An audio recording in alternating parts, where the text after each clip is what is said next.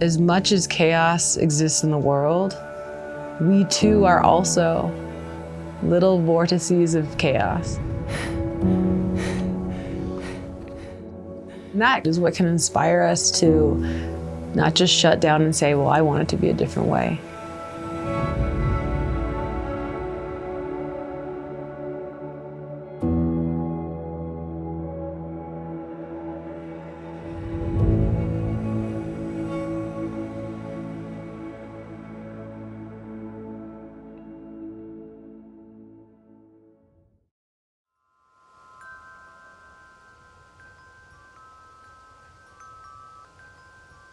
I did not grow up in a scenario in which talking about uncomfortable things was something we celebrated or sought. It was really more about, this is how you feel, acknowledge, but move on. I started to see in my early 20s that that was really an unsustainable way to continue living. And it led to a lot of depression and anxiety. Who I thought I was informed by what everyone else was telling me I should be.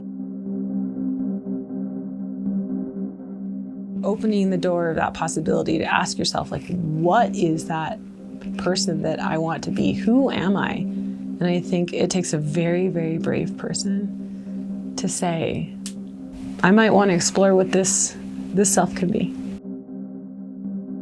That's what big adventures in the mountains, working hard for a long time, that's what that gives you. It's like this moving meditation that forces you to go into this space where you're like, what am I doing? Who am I? Who do I want to be? I realized that this process is about finding myself, who I wanted to be in the world, and how I wanted to move through it. So I bought this one-way ticket to South America to fundamentally push my boundaries, do the things that I'd always been afraid to do. Bought a car and started driving around this beautiful, gigantic continent with sort of a plan. So I met Johnny in 2015 in Argentina. We spent like 4 or 5 months traveling around South America. Over the years, Johnny and I had done various renditions of traveling around and like chasing cool temps for rock and dry powder for snowboarding and skiing.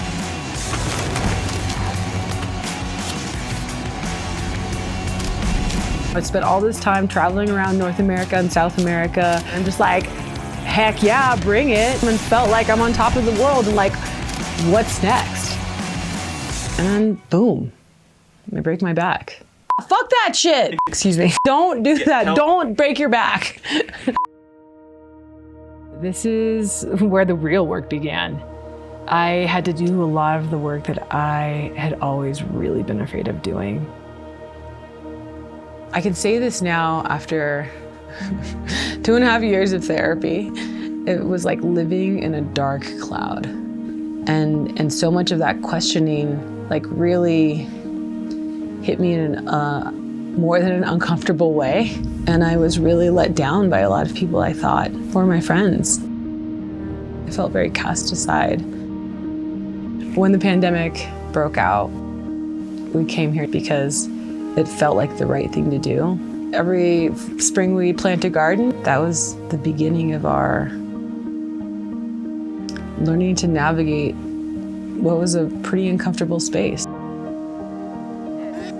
That experience of feeling kind of just like off on the wayside is what pushed me to embrace all of these different ways of being with myself and my partner and with the land at a time when our movement was restricted on a societal level, but on an individual level, my movement was also restricted. The journey to becoming like a well-rounded person happens when the universe takes you down a couple pegs. One of the things that helped me get to here was that slow, repetitive movement. It is what led me to embrace admitting that to myself, like I might never be the fastest runner, but can I put down some times if I'm feeling good and stoked on life? Like, heck yeah.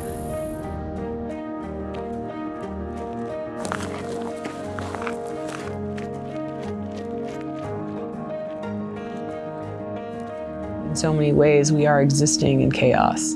We are all just infinitesimal molecules moving at states of unpredictability.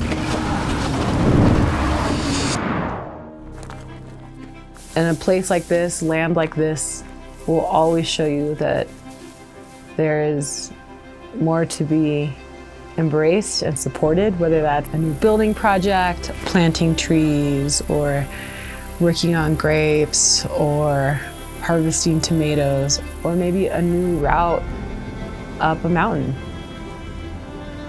Duckies! Come here, duckies! Flapping! Oh, it's so good to see you too! Good duck. And your duckiness has brought us great joy. Yeah.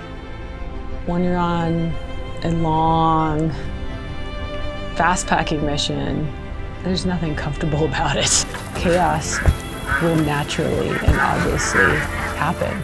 And in order to reverse chaos, additional energy must be expended in order to return things to the way that they were. So I ask myself when I'm in these spaces, but also in life, am I investing energy into making something the way that it was? Or do I embrace what could be? And that's what gives me hope. Just like fast packing, just like trail running, mental health is a solo journey. You might have support along the way, but it's fundamentally a self-driving mission. I came to understand through heartbreak, but also incredibly redemptive experiences, that anything is still possible. It's just going to take a whole lot longer to get there than we probably thought.